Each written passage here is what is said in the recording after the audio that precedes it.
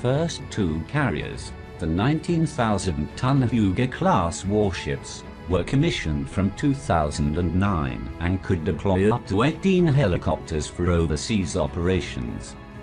They provided much-needed anti-submarine warfare support to the country's destroyer fleet, an invaluable asset in the face of the vast North Korean and Chinese submarine fleets. The Japanese Navy went on commission two 27,000-ton Izumo Class carriers, which it later emerged were designed to accommodate F-35B stealth fighters as well as helicopters. Able to deploy up to 28 aircraft, the vessels proved an invaluable asset to the country's overseas power projection capabilities. With the second Izumo class warship entering service in 2017, the country's ambitious carrier program had commissioned 4 sizable warships in a period of just 8 years, a considerable feat which no other carrier power has matched in recent years in terms of the sheer numbers of warships built.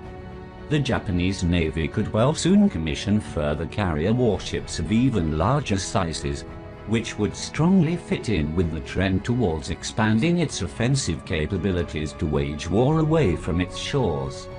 The country's ruling Liberal Democratic Party LDP, which has long been at the forefront of efforts to push towards remilitarization, has proposed the introduction of what they refer to as a mothership.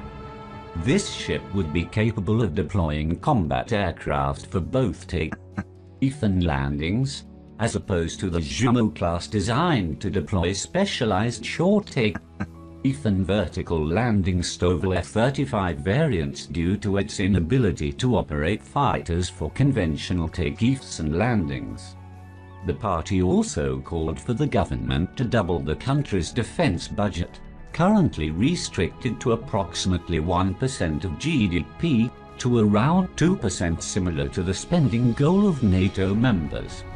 Terming a new carrier warship mothership rather than carrier or supercarrier is an effective means for Japanese advocates of a larger military to again avoid invoking the memory of the Japanese